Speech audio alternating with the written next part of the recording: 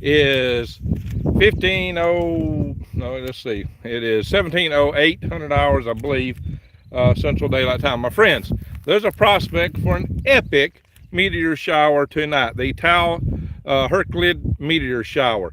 So it'll either be an epic light show or a tepid no show. And the only way to know is to get out in the nighttime tonight and look. And you know, these meteor showers could be fizzling, nothing happening, and all at once, whoosh, and then nothing. So you just got to be outside the right time. And most likely, most of these meteor showers, you know, you see a few meteors every now and then, zip, zip, zip, zip. This one could be a big one. Hey, happy Memorial Day there. This could be a big one. I mean, my mama and her brother, when they were little back in 1931, saw a real epic event, and it looked like the stars were falling out of the sky. That's what she said. It was just a huge light show. We might get one of those tonight. I wanted to see one of those all my life. I actually saw a big meteor just last night, huge one, and it went straight down. So that was kind of interesting. I wonder if that was part of this. So what I got to tell you guys about this is this comes from Comet 73P Watchman 3. Also known as SW3, so it's not such a mouthful. The comet was discovered in 1930 at the Hamburg Observatory by Carl Schwarzman and Arthur Watchman. Kind of rhyming names, right? Now, it passed only 5.7 million miles from Earth, but it was not visible to the naked eye until 1995. And that point, it became 400 times brighter than it had been, and this was because it was starting to break up, and it's been breaking up ever since. Then at that point it had 4 major parts. 2 fragments were rediscovered in the year 2000. In 2006 in April it was seen breaking up, and then later in more particles, and then by 2006 in May the Spitzer Space Telescope was discovering something like up to 68 fragments of this comet. And from all evidence, it is still breaking up. And that is the source of the debris that's going to give us the light show. Now, it could turn out to be a little more interesting, and a very, very narrow chance of that. So I believe Bill Cook's the guy's name from the Marshall Space Flight Center, who was talking about the efficacy of this light show will be based on the velocity at which particles leave the fragment stream, which makes it sound like the main fragment stream is not on collision course with Earth. Well, let's hope none of the main fragments escaped, or any big ones, to be on collision course with Earth either. Now, here's what I got to say. Most meteor showers, 99.999999% of everything you ever see is just the size of a grain of sand. I think what I saw last night was bigger, because that was a big bolide, and it looked like it was heading for the ground. Probably had nothing to do with this particular meteor shower. It was probably just a fragment of a comet or something that came down. So you get a bright meteor when something streaks through the high atmosphere at you know, those kind of speeds. We're talking sometimes, like if it's some cometary debris, it could be up to 70,000 miles an hour. I'm on a road here, basically, near a cornfield.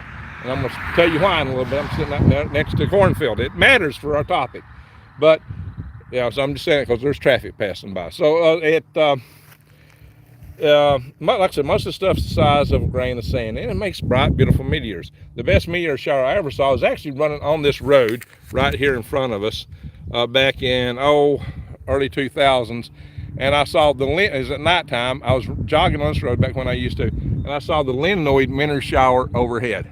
The Linoids were beautiful that year. They were huge, bright bolides, one after another, after another, after another. I was awestruck. Not quite what my mom had saw as a kid, but to me that was just amazing.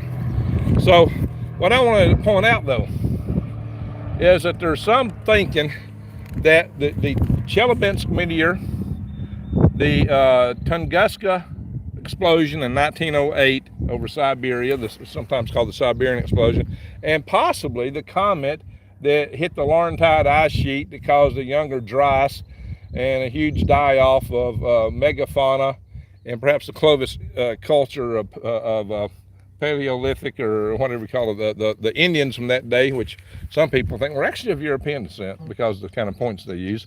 Not a topic for this video, but whatever happened, there was a huge die-off in North America, and it was thought to be a very horrendous event. Also, there's a crater in Iceland of something that hit about the same time period. There are those that believe that all of these events are connected to a 62-mile diameter comet that was in the inner solar system that broke up something like, 12,000 years ago in that time frame. And let's see, I'll have to read I'll check the messages a little bit, guys. So that would be interesting if that comet broke up and caused a lot of debris, some of which may still be striking us, like the Chelyabinsk event. Now, American scientists believe that the Tunguska event was a remnant of an asteroid. And indeed, because there was no crater, Russians thought it was a comet. But the truth of the matter is, an asteroid can totally disintegrate in the upper atmosphere if what's its strength? There's a certain rated strength of rock, how much pressure it can take. If the pressure of the re-entry or the entry into the atmosphere is greater than the pressure the rock can sustain, it will explode, and it will do so high in the atmosphere. But what I just want to point out is on the 30th of June in 1908, the largest explosion known in recent history of mankind occurred. And it was the largest impact of an asteroid in our recorded history. And it flattened 80 million trees over 830 square miles. Guys, that would flatten out, Manhattan. It would flatten out an area that would go outside the beltway of Washington, D.C. It would be a huge explosion if something like that happened there. It broke windows for hundreds of miles and knocked people off their feet just in the blast wave. 105 years later, in 15 February, of 2013, the Chelyabinsk event happened over Russia, and that was 550 kilotons, which is about 37 times stronger than the Little Man atomic bomb that was dropped on Nagasaki. So the chances of seeing anything like that are extremely remote. And I only mention it because this stuff that we're going to be seeing comes from a comet that broke up into fragments. Maybe there's still some fragments. Like I said, I don't think we're actually in line to receive any of those fragments unless some have departed from the main line of their orbit. Now, I could be wrong on that. I'm not an orbital dynamicist, and I'm not even an astronomer. But I have a lot of astronomer friends, quite a few. And the guy who was analyzing this book, I haven't talked to him. I need to speak to him. I will if this event becomes interesting, shall we say. But I don't really expect this event to be interesting. I hope that we have a bright meteor shower. That's what I hope for. I hope that we can come out at night and go ooh and ah and see a sky full of what looks like falling stars. I've been wanting to see it all my life. I ain't gonna be outside all night watching for it. I've got some other things to do. I got some video work to do, and I've got work to do with the Freedom Restoration Foundation. So I hope somebody would just tell me if these things are happening. Oh yeah, by the way, I'm posting this on my Galactic Greg's channel because this is more of a space event. Now, if you want to see this tonight, the best way to see it is to do what I'm doing right now. You come out here to a field or get out in the country, some wide open space like this where you got a lot of sky, you can see a lot of stuff. But get away from the city lights is the main thing. The best way to see a good meteor shower is get out of the city, get away from the city lights. And we got a lot of cloud cover tonight. I believe that night I saw those linoids that were so good, there were spotty clouds like this. I understand the next couple of years there was brilliant linoids, but we had total cloud cover and I didn't see any of them. But aircraft and other things reported a strong linoid meteor shower the next couple of years. So my friends, this is the way to get out and enjoy the meteor shower. Get outside, it's good for your soul. Get away from the town. Get out and and be at one with nature in the dark. That's what I recommend you do. And my buddy Green Gregs would recommend the same thing. Anyway, I'm going to sit in my car now and check the messages, and I'm going to get in my car because I do think that it's a little breezy out here. And the breeze seems to be an issue with the microphone.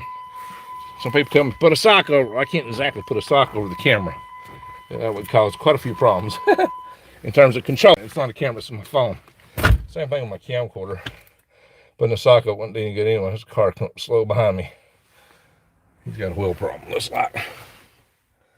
Oh, I'm trying to check these things. All right, let's see what everybody's saying. And I got to go because I got some other things to do. Got to work on another video, get ready for the meeting tonight. So, Renee Cruz, how you doing? Happy Memorial Day to you. UFOs, huh? I'm going to do some topics on that on this channel. Extraterrestrial aliens. Are they extraterrestrial or are they terrestrial? I think that'll be a topic in my next video. I'm also going to do an interview with a lady from India tomorrow night. Lena Bokel. She is amazing. She's promoting space development and space education and trying to encourage young people to follow technical careers in India. And that you'll see tomorrow. Hey, Judy, how you doing? Tornado warnings in north central Minnesota. Oh, not good. Tunguska, Russian Siberia, the Yucatan Peninsula, where they actually... Oh, you think that's aliens? Oh, you know what? I got to turn on some air in here. It's hot. Got the air on here. The sun. Give me a second, guys. I am roasting. Little cherry here is an oven right now. Gotta get some air flowing. I don't have any AC in my house, but this thing is AC, which is good if you're sitting in the sun. There we go. Better, better, better. Thanks for serving, Greg. Well, thank you there, Judy. Nano Shazwa. Who's this? I can't read the name. Oh, I hate it when everything is so faint. I'm gonna put it over and show you something. See better. Oh, it's Cruz. Thank you, thank you. Number 10 says, Judy, I need some thumbs up, guys. We definitely do here. This channel don't have the following that the Green Greg's channel has yet, so we need to help this channel out too. Hey, Brian, how you doing? Lose a test tube of blood from mosquitoes. Uh-oh. Gardening, good to know there, Judy. Full on planting time. There we go. What time do I look up in the Eastern time? You know, just get out here at night, and, periodically. I hope somebody would call me or send me a message if it's getting really brilliant, if I happen to be in the house. I got a lot of work to do in the house tonight, but I will stick my head out from time to time, and maybe I'll even drive out here. If it's really good, I'll drive out here. Anyway, guys, thank you all for watching. Y'all take care, and may the rest of your Memorial Day weekend be awesome. And I had a great day today over on the Green Greg's channel at Dog Days. If you've not seen that video, check it out. I bought a pressure cooker, a sign, a planer. I bought a crossbow at the end. I bought a honey pot. I did get me a tool, got the planer, and quite a few things there. And I had to compliment Leanne, kind of kept an eye on me there. This meteor happened 25 years ago, looked up. So in 25 years, we never crossed this. It does not add up to me. I wish I could read these names. It's just a shade here. Sometimes, I don't know. What I hate about the chat in here is the names come so faint, unless they got a wrench. I saw that crossbow. Nice. There you go. Yeah, maybe the clouds will lighten up a little bit, and it'll not be as thick. Yeah, I hope we see a good meteor shower tonight. That's what I really hope for that.